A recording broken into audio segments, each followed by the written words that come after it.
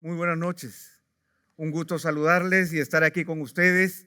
Y creo que es la primera vez en mi vida que escucho mi historia por otra persona.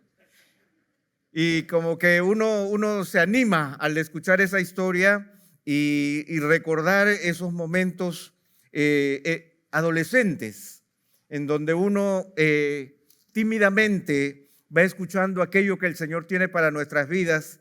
Y el Señor en su amor nos atrae, como dice la Escritura, con lazos de amor. El Señor se encarga de llevarnos a su presencia porque justamente se trata de Él y no de nosotros. Se trata del Señor llamándonos, empujándonos y llenándonos de su amor para poder conocer aquello que Él tiene para nosotros. Así que gracias, pastor, por la invitación. Gracias a ustedes, hermanos, por darme la oportunidad de compartir con ustedes. Hoy día hablaremos de un tema que es sumamente importante, que yo creo que es necesario que nosotros continuamente refresquemos en nuestra vida los términos que usamos con respecto a las cosas que nos parecen tan cotidianas, que nos parecen tan comunes y que forman parte de nuestras vidas. Uno de ellos, uno de estos términos fundamentales es el término iglesia.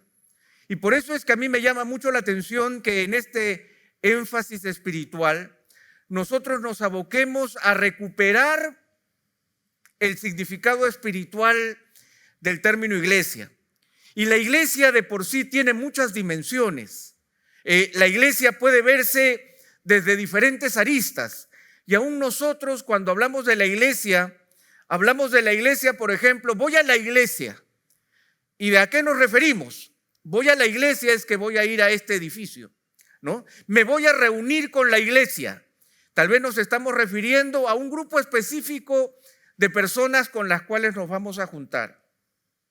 Definitivamente el sentido de la iglesia, por ejemplo, ahora hay la iglesia virtual. ¿A dónde voy a la iglesia? Y lo que hago desde mi cama es encender el televisor y buscar YouTube, ¿no? Para ver el servicio dominical. Definitivamente la iglesia tiene para el ser humano diferentes interpretaciones. Pero yo quisiera que hoy día, en esta primera noche, nosotros podamos ir y podamos observar la iglesia desde una perspectiva muy particular, que es la iglesia como una familia. La iglesia como una familia. Definitivamente existe para la iglesia una distinción particular. Así que, en primer lugar, definamos qué es una familia. Definamos una familia desde el punto de vista del diccionario. Una familia es un grupo de personas emparentadas entre sí que viven juntas.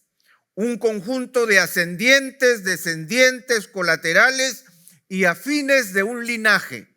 Esto tiene que ver con el ADN, ¿verdad? Cuando una familia está compuesta por los abuelos, los padres, los hijos y los nietos, de tal manera que hay un vínculo que es un vínculo que podríamos llamar un vínculo genético. Yo no sé si les ha pasado alguna vez, pero cuando uno conoce a una persona, uno ve determinadas características en ella, hasta que en algún momento te presentan a su familia. Y cuando tú conoces a la familia dices, ahora entiendo el origen de esa nariz. ¿Verdad? ¿No les pasa? Ahora entiendo, ¿no es cierto?, estas características particulares, porque las características particulares de una familia se manifiestan de una manera evidente. Y no solamente son los rasgos genéticos, sino que también hay rasgos culturales, rasgos sociales, gustos. Hay familias que prefieren los postres, y hay otras familias que prefieren lo salado. Hay familias que prefieren las vacaciones en la playa o las vacaciones en las montañas. Hay familias que prefieren vivir de una manera y otras familias deciden vivir de otra manera. Cuando nosotros estamos hablando de la familia, tenemos que reconocer que es un término muy especial, pero es un término que nos vincula. Y en la Escritura nosotros encontramos que el Señor habla de su pueblo y la Escritura, especialmente el Nuevo Testamento, habla de la iglesia en términos familiares. Por ejemplo, el apóstol Pablo lo dice en varias de sus cartas. Yo podría señalar hasta 3 de sus cartas en donde habla de la iglesia como una casa familiar o como un grupo de personas que se reúnen en una casa y que esa casa es una familia. Por ejemplo, en Gálatas, el capítulo 6, el verso 10, dice: así que según tengamos oportunidad, hagamos bien a todos y mayormente a los de la familia de la fe. Eso lo dicen en la carta a los Gálatas, que es probablemente la primera carta que el apóstol Pablo escribe. En la famosa carta a los Romanos, al final de la carta, él dice: saluden a Priscila y Aquila, mis colaboradores en Cristo Jesús, que expusieron su vida por mí, los cuales no solo yo doy gracias, sino también todas las iglesias de los gentiles. Saludad también a la iglesia de su casa, a una iglesia que se reunía familiarmente en su casa. En la primera carta a los Corintios, el apóstol Pablo dice: las iglesias de Asia os saludan, Aquila y Priscila, que acabamos de mencionar, con la iglesia que está en su casa, os saludan mucho en el Señor. De tal manera que podríamos hablar de que este término familiar es fundamental para nuestra vida de iglesia. Nosotros no estamos aquí en un cine. Nosotros no estamos aquí en un teatro, por más que la apariencia de este edificio nos hiciera pensar que nosotros estamos aquí sentados, ¿no? Y que la iglesia es básicamente venir a ver lo que está pasando aquí adelante. En realidad, la iglesia nos provee un vínculo íntimo que es mucho más estrecho y que está muy vinculado a nuestra salvación. Nuestra salvación de parte de Dios no solamente es brindarnos la posibilidad de renovar nuestra comunión con Dios, sino que nuestra salvación incluye la posibilidad de renovarnos en familiaridad con el resto de los seres humanos.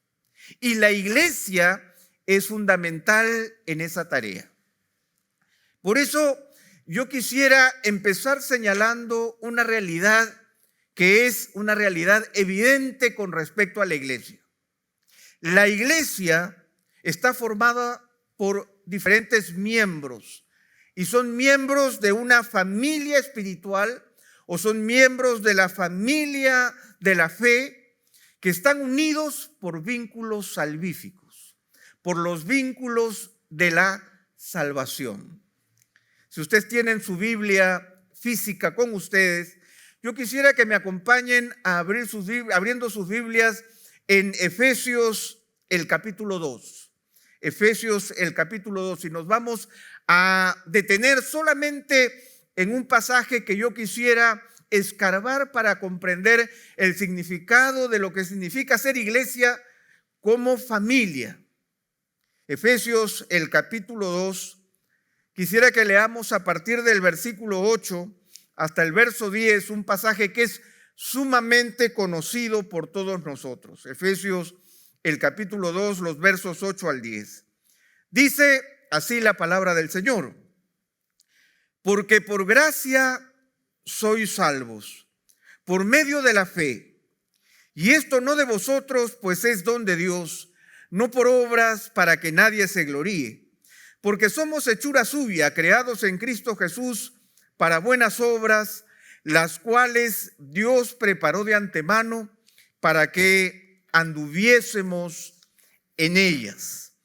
Todos nosotros conocemos este pasaje.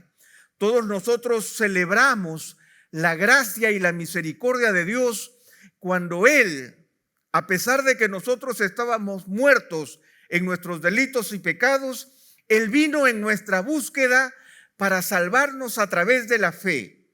Una fe que ni siquiera es nuestra, una fe que es un regalo de Dios. Pero por esa gracia nosotros somos salvos. como dijo el pastor Juan, hace 42 años el Señor me salvó. El Señor me atrajo hacia sí. El Señor me habló con palabras de amor. El Señor me mostró su amor a través de la obra que Jesucristo realizó en la cruz del Calvario, y yo caí rendido a sus pies con mis 14 años, suplicándole al Señor que tenga misericordia de mí, que perdone mis pecados y que me dé una nueva vida. Este es el punto de partida de nuestra familiaridad con Dios. A los que creen y le reciben, el Señor les da potestad de ser llamados hijos de Dios. De tal manera que ya no estamos solos. Si yo soy hijo y el Señor tiene muchos hijos, entonces ahora ¿qué soy parte de qué? Soy parte de una gran familia.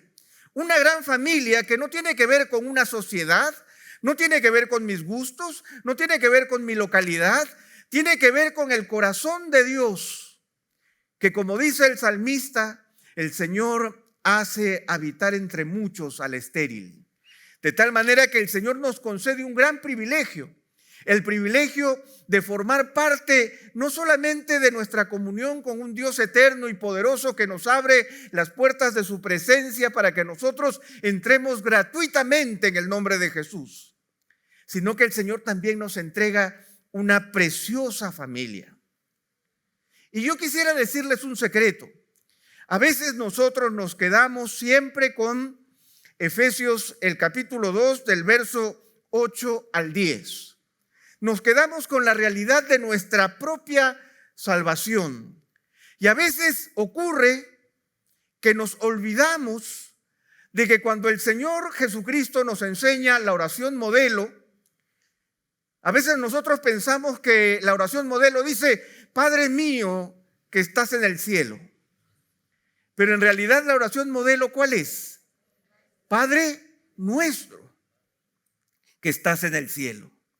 De tal manera que desde el inicio el Señor genera para nosotros una relación fundamental.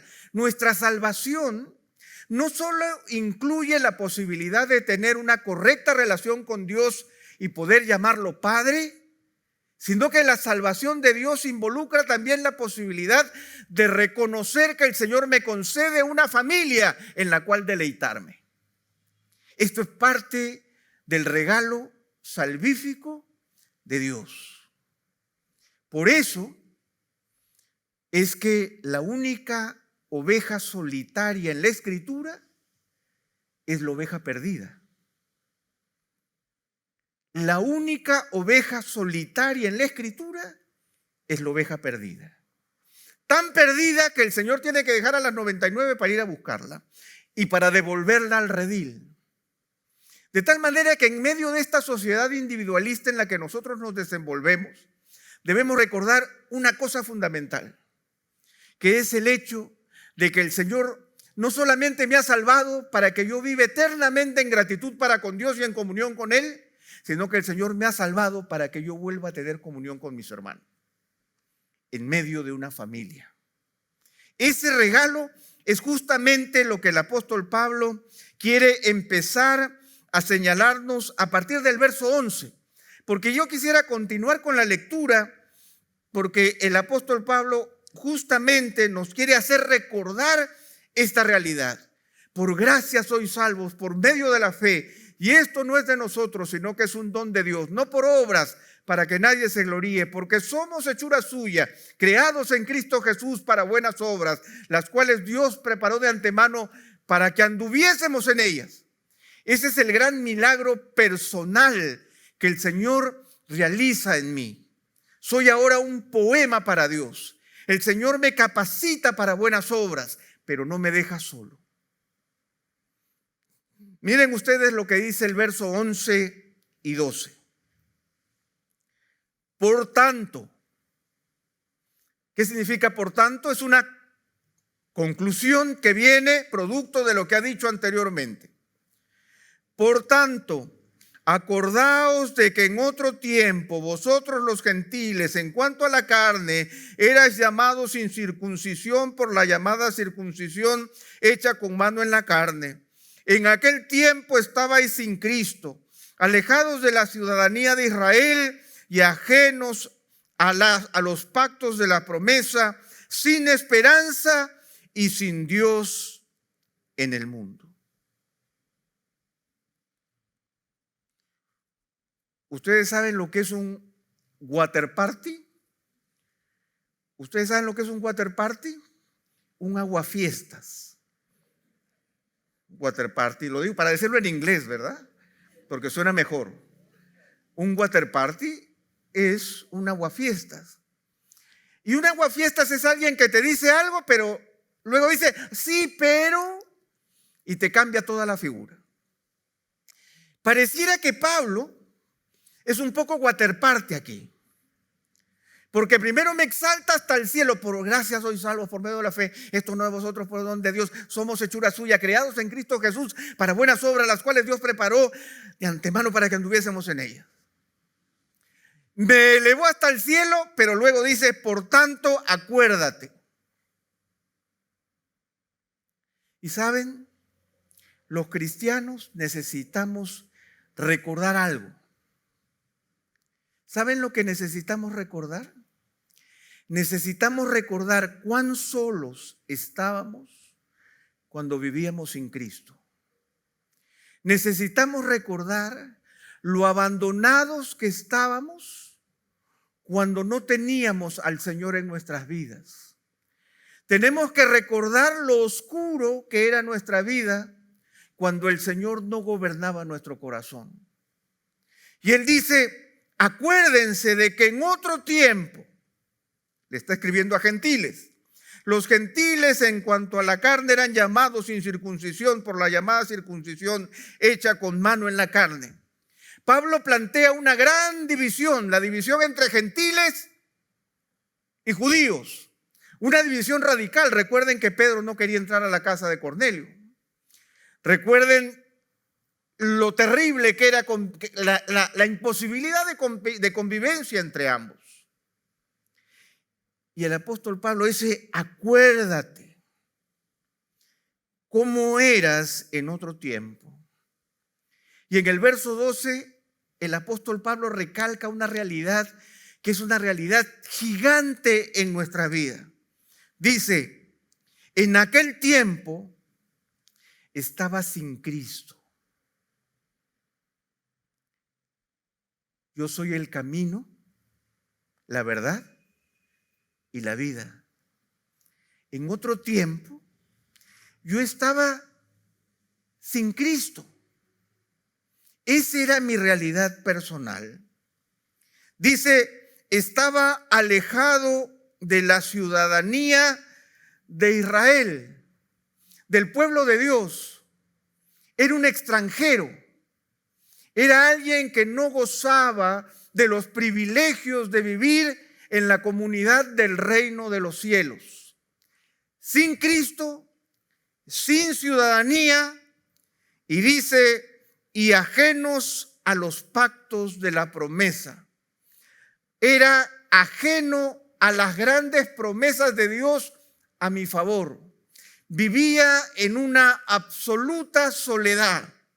Una soledad que el apóstol Pablo concluye diciendo que era sin esperanza y sin Dios en el mundo.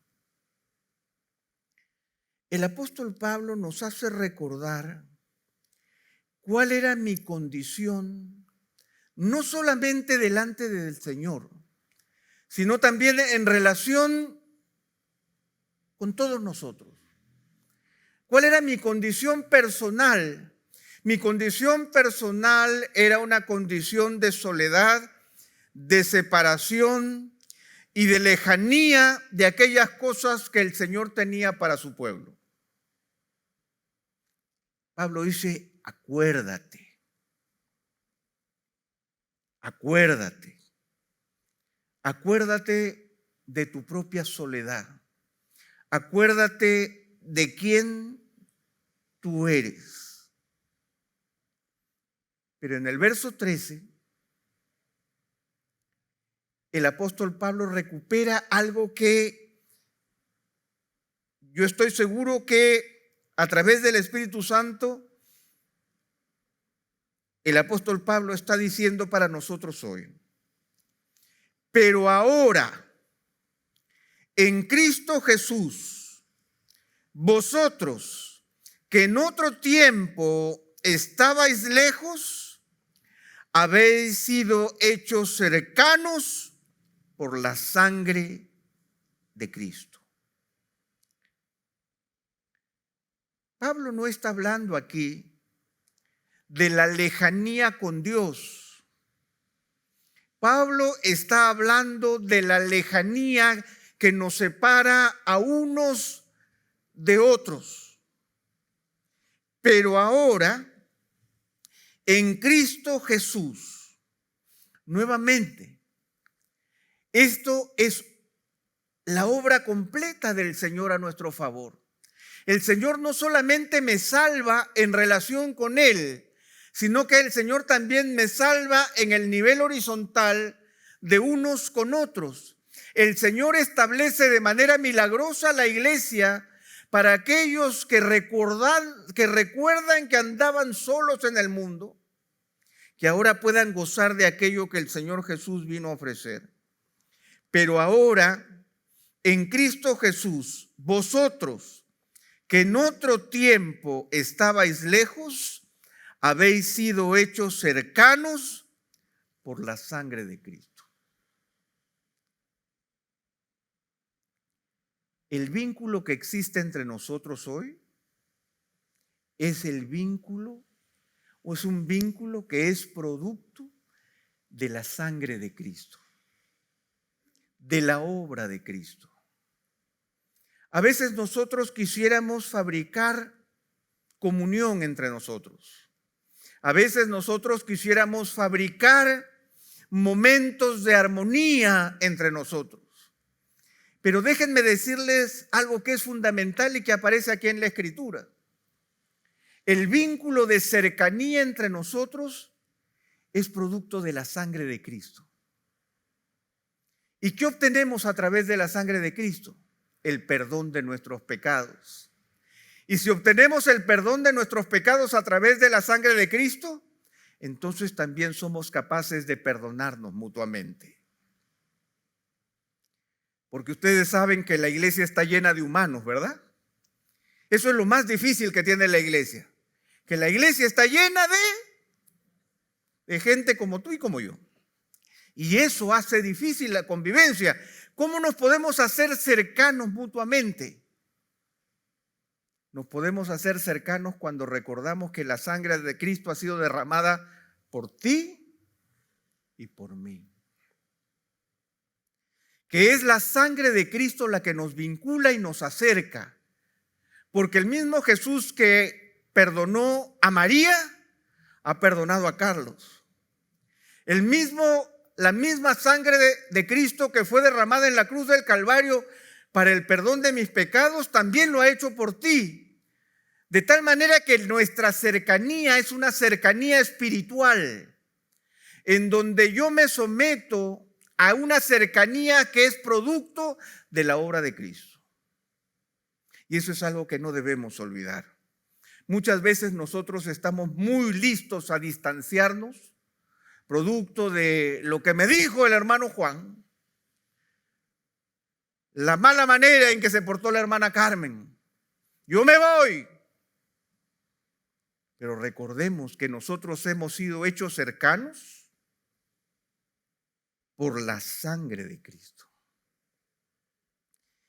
Y esa es la primera característica, hermanos, que nosotros debemos entender con respecto al vínculo que existe entre nosotros en la iglesia.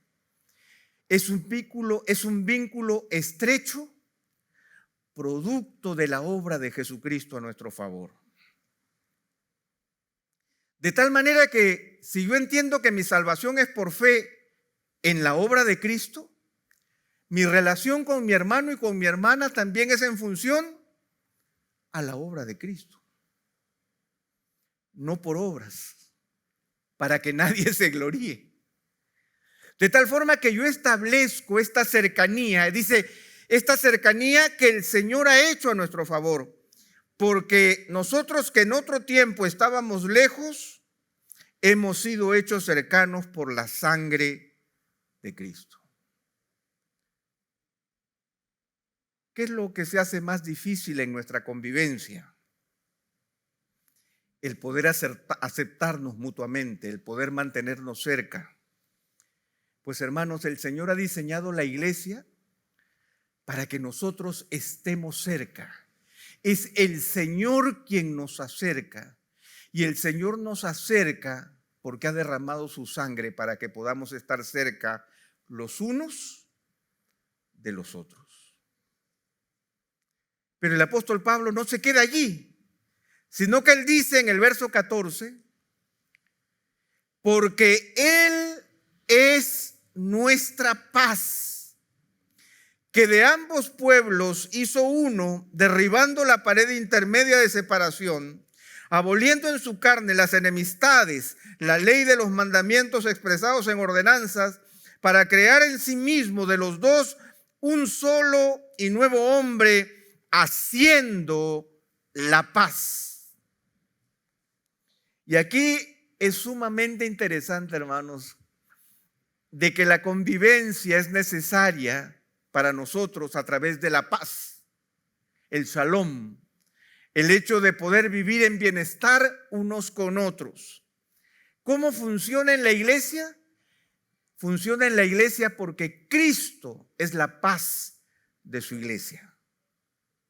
Cristo es la paz. Él es nuestra paz. No es mi paz, sino que es nuestra paz. Porque el Señor de ambos pueblos hizo uno, derribando la pared intermedia, aboliendo en su carne las enemistades, creando en sí mismo de los dos un solo y nuevo hombre, haciendo la paz. Hermanos, cuando haya guerra entre nosotros, recordemos que Cristo es la paz y que Él hace la paz y que Él es el que ha roto la enemistad y Él es el que ha creado en su iglesia un solo y nuevo hombre en sí mismo, y Él ha hecho la paz. Yo creo que los asuntos más difíciles para vivir en una iglesia es reconocer estos conceptos que vienen directamente de la obra de Cristo. Ustedes se dan cuenta, el Señor no deja librada nuestra unidad a nuestras capacidades, a mis cariños, a mis apreciaciones, sino que Él establece la vida central de su iglesia basándola en sí mismo. Y miren el verso 16, porque Él continúa. Y mediante la cruz, reconciliar con Dios a ambos en un solo cuerpo, matando en la cruz, ¿qué cosa? Las enemistades. El perdón, la cercanía, el perdón, la paz y la reconciliación son producto de la obra de Cristo. De tal manera que como pueblo de Dios, como familia de Dios, nosotros podemos descansar en el Señor, que Él ha hecho todo lo posible para que nosotros vivamos en armonía unos con otros. La misma obra que el Señor Jesús ha hecho para que yo pueda entrar a la presencia del Padre con libertad, es la misma obra que el Señor ha hecho para que nosotros podamos vivir en libertad unos con otros. Forma parte del milagro de Dios a nuestro favor el hecho de acercarnos y poder vivir juntos en armonía.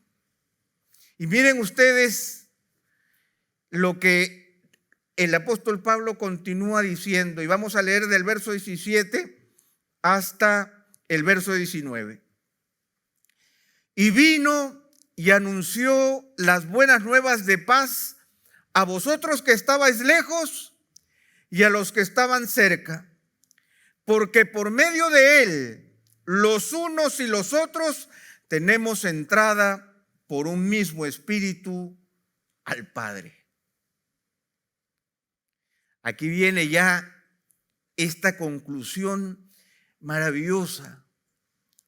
Nosotros estamos juntos porque el Señor nos ha anunciado buenas noticias a los que estaban cerca y a los que estaban lejos.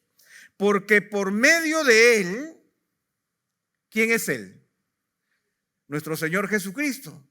Porque por medio de Él, los unos y los otros tenemos entrada por un mismo espíritu al Padre. ¿Cuántas personas de la Trinidad aparecen en el verso 18? Examen. 1, 2, 3. Las 3 personas de la Trinidad aparecen en el verso 18. Porque por medio de Él, Jesucristo, los unos y los otros tenemos entrada por un mismo espíritu al Padre. De tal manera, hermanos, que la comunión que existe en la Trinidad se manifiesta en la comunión que tenemos todos nosotros, porque esa comunión de la Trinidad dispuesta para que tengamos libre acceso al Padre es la misma comunión que tienen los unos y los otros, donde no hay distinción. ¿Qué es lo que quiero dejar con ustedes en esta noche? Que nosotros somos la familia de Dios, no por nuestros méritos, no por mi simpatía y mi carisma, no porque todos somos buenos y nos hacemos el bien. Por el contrario, somos pecadores, pero el Señor ha establecido una obra para restaurar mi relación con Él y a través de la obra de Cristo también restaurar nuestra relación unos con otros. No es que el Señor sujetó en sus manos nuestra relación de salvación con Él y nos dejó a nuestra suerte en nuestra relación unos con otros. Todo es obra de Cristo. Glorifiquemos a Dios viviendo una vida de familia que glorifique la obra de Cristo, quien nos ha acercado, quien derramó su sangre, quien ha hecho la paz, quien Él es la paz, quien nos ha reconciliado y que ha permitido que tanto unos como otros entremos a la presencia del Padre. Esa realidad es la primera realidad espiritual que nosotros tenemos que disfrutar, porque el verso 19 dice, y con esto concluimos: así que ya no sois extranjeros ni advenedizos. ¿Quién es un extranjero? Alguien que está de paso, ¿verdad? Un advenedizo es alguien que llegó pero que no forma parte. En la iglesia no hay extranjeros ni advenedizos. No hay nadie que está de paso. En la iglesia vinimos para quedarnos. Vinimos para quedarnos porque somos producto de la obra de nuestro Señor Jesucristo. Al que a mí viene, yo no le echo fuera. Y no solamente eso, sino que dice, sino ya no sois extranjeros ni advenedizos, sino conciudadanos de los santos. Somos miembros del reino de los cielos, conciudadanos de los santos. La palabra santo es el hecho de que yo soy propiedad de Dios, soy único para Él. Y nosotros formamos parte de su reino y de su familia. Verso 19. Ya no sois extranjeros ni advenedizos, sino conciudadanos de los santos. ¿Y qué dice? Y miembros de la familia de Dios. Y esa es nuestra realidad, hermano. Esa es nuestra naturaleza espiritual. Esto no es producto de nuestros méritos, porque no es por obras. Es producto de la obra preciosa de nuestro Señor Jesucristo, quien restauró nuestras relaciones verticales y también ha restaurado nuestras relaciones espirituales.